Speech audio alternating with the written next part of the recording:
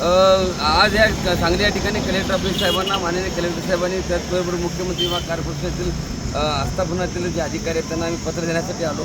गेल्या महिन्यामध्ये माननीय मुख्यमंत्री देवेंद्रजी फडणवीस साहेब, उपमुख्यमंत्री एकनाथजी शिंदे साहेब, उपमुख्यमंत्री अजित पवार साहेब यांच्या माध्यमातून मुख्यमंत्री विभाग कार्यपक्ष जेव्हा मुंबईला पायी चालत जात असताना आम्हाला देहूतून निघाल्यानंतर वाटेतच थांबवलं गेलं आणि त्या ठिकाणी पत्र प्राप्त झालं।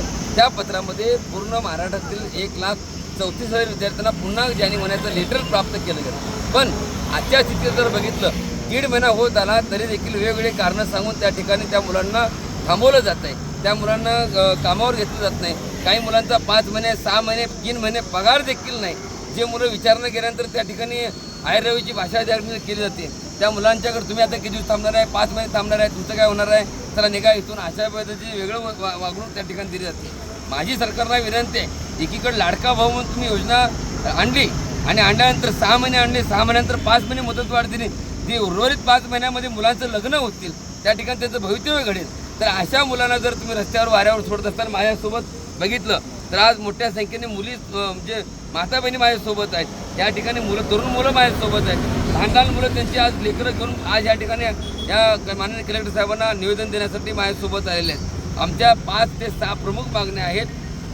पहिली मागणी की ज्या पद्धतीनं मुलं ज्या ठिकाणी कामाला होते त्यांना 5 महिने आणि 6 महिने त्या ठिकाणची मुदतवाढ जे होती ते मुदतवाढ मिळेल, ते कंटिन्यू त्या ठिकाणी करण्याला बाकी लोकांना वाऱ्यावरती सोडलेलं आहे। शिक्षक विभागाला बघितलं तर जूनमध्ये लागणार अशा पद्धती जॉईनिंग त्याचं अजून त्या कुठल्या पद्धतीचं त्या ठिकाणचं निघालेलं नाही। दुसरा मुद्दा की आधार कार्ड ज्यावेळेस जॉईनिंग होत असताना काही मुलांचं 35 वर्ष वय असतं, त्यावेळेस देखील 2 महिने 3 महिने फरक असताना आता ज्यांचं आधार कार्ड भरायला गेलं तर त्या ठिकाणी OTP नंबर त्या ठिकाणी उपलब्ध होत नाही।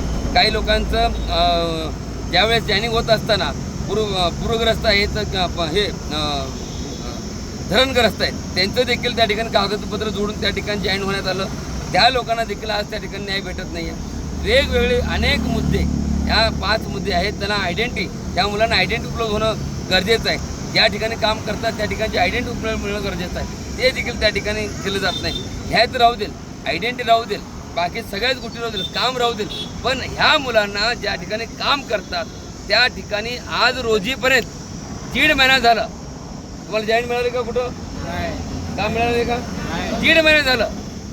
एक महाराष्ट्राचं एक नेतृत्व मायबाप जे मामा आहेत त्यांनी एवढ्या मोठ्या प्रमाणामध्ये घोषणा केली, परत देणार पण नाही म्हणून सांगितलं।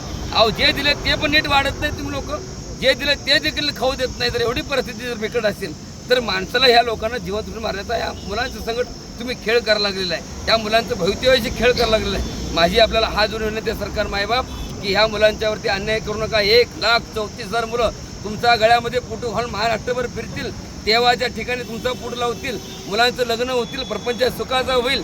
जे आई वडील ज्या आशेच्या किरण ह्या मुलाकडे बघतात, आज एवढ्या उन्हामध्ये 1:30 वाजलेत, आज मीडियाच्या माध्यमातून महाराष्ट्रामध्ये कुणी देखील पत्रकार परिषद घेतली नाही, कुणी देखील या विषयावरती बोललं नाही। फक्त सांगलीमधील मीडियाचं मी मनापासून आभार व्यक्त करतो, सांगली जिल्ह्याच्या सर्व प्रेस मीडियाचा आभार व्यक्त करतो की आपल्या सर्वजण प्रत्येक वेळेस ह्या गोष्टीला वाचा फोडण्यासाठी आपण रस्त्यावर उतरत आहे। माझी ह्या माध्यमातून विनंती आहे, जर ह्या मागण्या 22 तारखेपासून मान्य नाही झाल्या तर ह्याच कलेक्टर ऑफिस म्हणजे अमरण उपोषण करण्याचा इशारा मी ह्या माध्यमातून देतो।